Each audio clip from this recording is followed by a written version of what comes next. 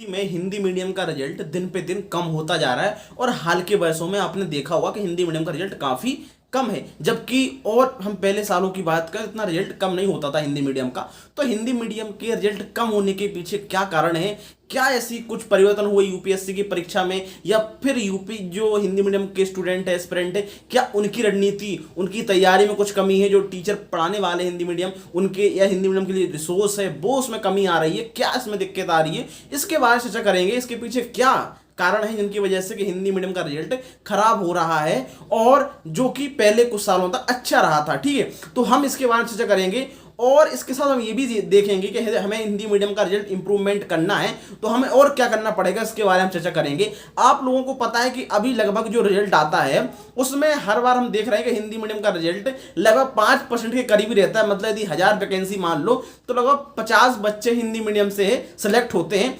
तो ये जो बच्चे सेलेक्ट होते हैं 5%, ठीक है, अब इसको हम बड़ा कह सकते हैं, इसके पीछे कारण क्या है इसके बारे में समझते हैं। सबसे पहले समझो कि जो हिंदी मीडियम का जो फाइनल रिजल्ट आता है यूपीएससी का उसमें हिंदी मीडियम की संख्या लगभग 5% रहती है, ये सबको पता है। ठीक है, अब जो 5% संख्या रहती है तो हम लोग ये सोचने का प्रयास हम लोग ये सोचते हैं कि अच्छा ये 5% है, इसका मतलब हिंदी मीडियम में जो बच्चे बहुत कम क्वालिफाई कर रहे हैं या फिर जो इंटरव्यू है या फिर मेंस तक वो बच्चे नहीं आ पाते, कम होते जाते हैं और 5% तक ही वो पहुंच पाते हैं। लेकिन यहाँ पे सबसे बड़ी समझने वाली बात ये है कि हिंदी मीडियम का जो रिजल्ट 5% हो रहा है, हिंदी मीडियम का रिजल्ट 5% हो रहा है, वो रिजल्ट जो प्रीलिम्स स्टेज पे है, मतलब जो मेंस क्वालिफाई करना है वहां भी 5% ही क्वालिफाई कर पाते हैं वो। मतलब कि यदि कोई बच्चे प्रीलिम्स दे रहे जितने बच्चे प्रीलिम्स दे रहे हैं, तो जो बच्चे प्रीलिम्स क्वालिफाई कर रहे हैं मेंस के लिए जा रहे हैं, उस मेंस में टोटल बच्चों की संख्या जो रहती है उसमें हिंदी मीडियम भी 5% ही रहता है। मतलब ये समझने का प्रयास करो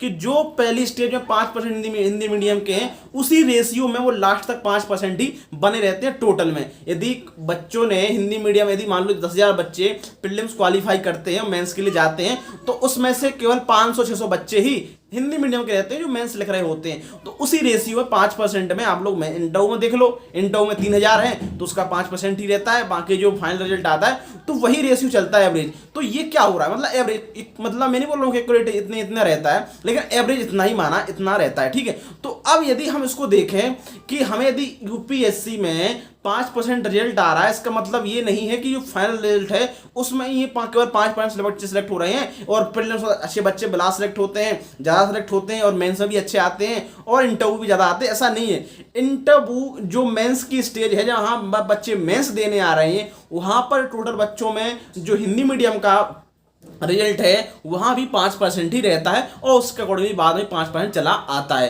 तो अब हम इसको यदि सोचें तो उसके पीछे क्या कारण है, प्रीलिम्स, क्यों प्रीलिम्स बच्चे कम सेलेक्ट हो पा रहे हैं उसकी वजह से लास्ट में ही बच्चे कम ही सेलेक्ट होते हैं। तो अब प्रीलिम्स में बच्चे 5% सेलेक्ट हो रहे हैं, वो क्यों ऐसा हो रहा है, ज्यादातर आपने देखा होगा, खुद ही देखा होगा और जो पेपर देते हैं प्रीलिम्स उन्होंने भी देखा होगा कि भाई साहब मेरा जीएस1 तो बहुत ही अच्छा गया, मतलब सेलेक्ट में मतलब कट ऑफ में जा रहा हूं, लेकिन फिर भी यार मैं सीसेट नहीं हो पा रहा है, उस सीसेट में कहीं ना कहीं मैं फेल हो रहा हूं, मैं क्वालिफाई नहीं कर पा रहा हूं। तो सबसे बड़ा हिंदी मीडियम के बच्चों के सबसे जो बड़ा जो एक प्रकार से उनकी रास्ते में सबसे बड़ा रोड़ा है वो क्या है, सी सेट। क्योंकि सी सेट एक वो है जिसकी वजह से आप मेंस में नहीं जा पा रहे, भले आप जीएस1 में अच्छी परफॉर्मेंस कर रहे हो, क्वालिफाई कर रहे हो, कट ऑफ भी आपका नंबर भी अच्छा आ रहा है, लेकिन आप सी सेट में क्वालिफाई नहीं कर पा रहे, इसकी वजह से आप मेंस में नहीं जा पा रहे। तो जो सी सेट है वो कहीं ना कहीं जो देखने में भी लगता है, जो बच्चे तैयारी कर रहे हैं और रिजल्ट आता है उनको भी कि भाई जो सी सेट है वो कहीं ना कहीं एक प्रकार से पूरा रिजल्ट जो है खराब हो रहा है हिंदी मीडियम के बच्चों, क्योंकि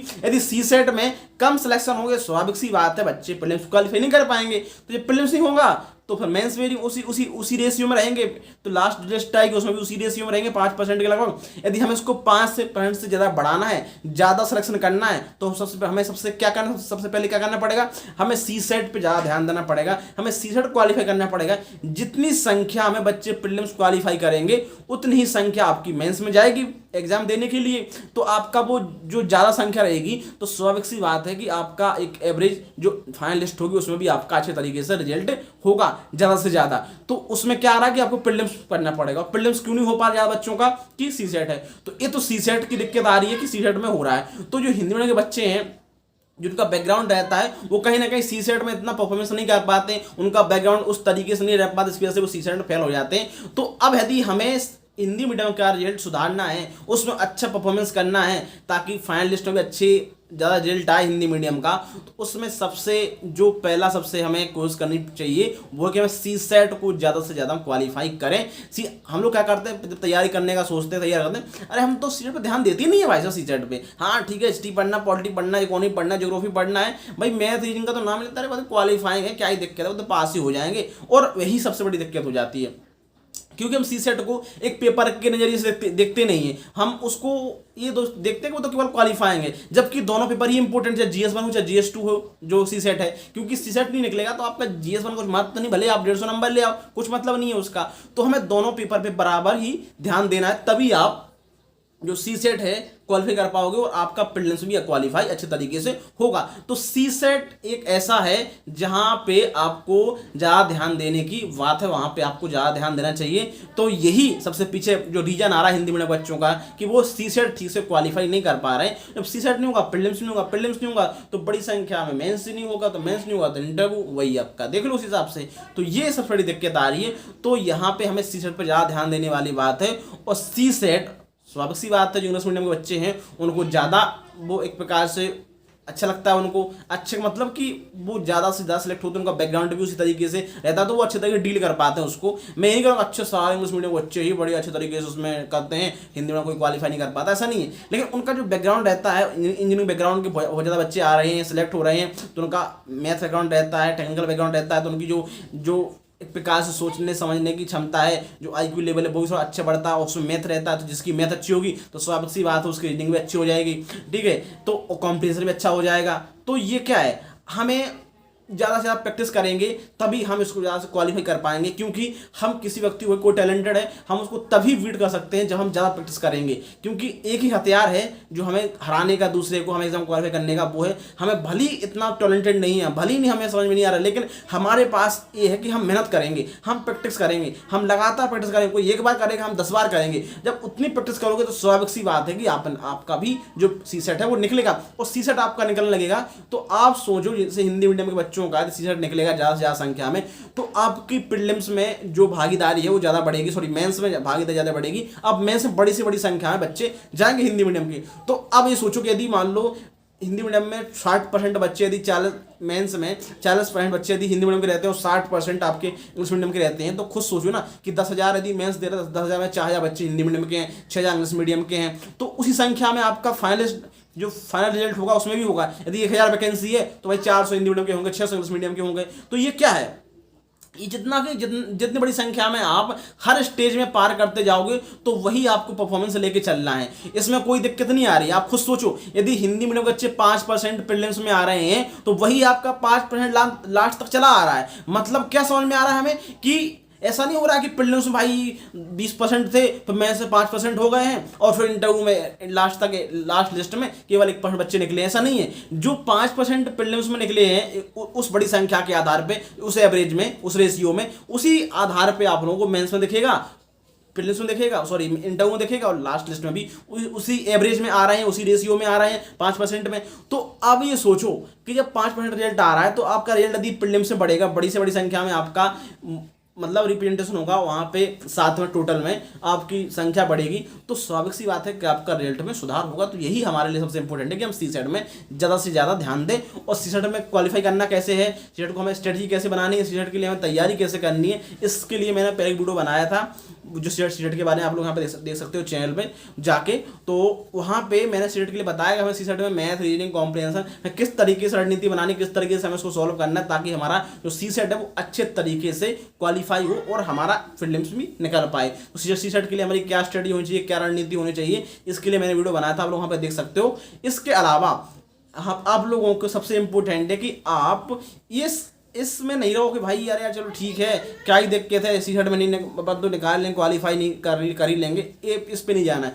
आपको बाकायदा उसकी तैयारी करनी पड़ेगी और रोज प्रैक्टिस करनी पड़ेगी। भले आप 1 घंटा पढ़ो, आधा घंटा पढ़ो, लेकिन आपको डेली ही उससे सी सेट से आपको अटैच रहना पड़ेगा।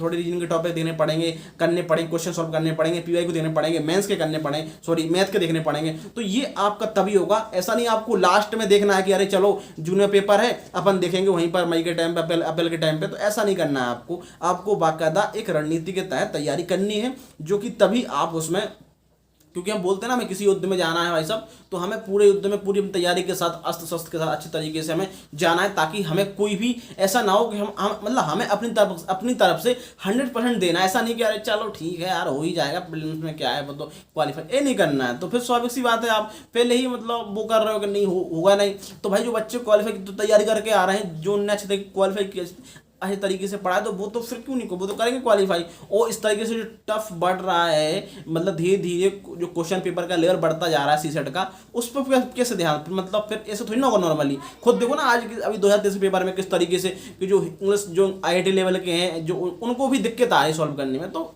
हमें इस पर ध्यान देना पड़ेगा। और हिंदी मीडियम के लिए एक ही सबसे अच्छा ये तरीका है रिजल्ट बढ़ाने का, कि आप प्रीलिम्स में ज़्यादा से ज़्यादा क्वालिफाई करो, और वो है सबसे बड़ी दिक्कत है, आप सीसेट करो। सीसेट करोगे तो आपका ज़्यादा से ज़्यादा क्वालिफाई करने जो बच्चे ज़्यादा से ज़्यादा निकलेंगे, तो उसी संख्या में आपका बाद में भी लास्ट लिस्ट में भी आपका अच्छे तरीके से ज़्यादा नाम आएगा हिंदी मीडियम का। तो ये एक कारण है, उसको हमें सुधारना है। तो हमें इसके लिए इस पे ध्यान देना पड़ेगा, ताकि हमारा रिजल्ट सुधर सके हिंदी मीडियम का। तो यही है। बाकी UPSC से रिलेटेड और भी कोई डाउट है तो आप लोग पूछ सकते हैं। हम वीडियो को यहीं पे एंड करते हैं। बाकी हम लोग मिलते हैं नए वीडियो में नए टॉपिक के साथ UPSC से रिलेटेड ही। और वीडियो यदि आपको पसंद आया हो तो वीडियो को लाइक से जरूर करें दोस्तों। हम लोग मिलते हैं नई वीडियो में। जय हिंद दोस्तों, धन्यवाद।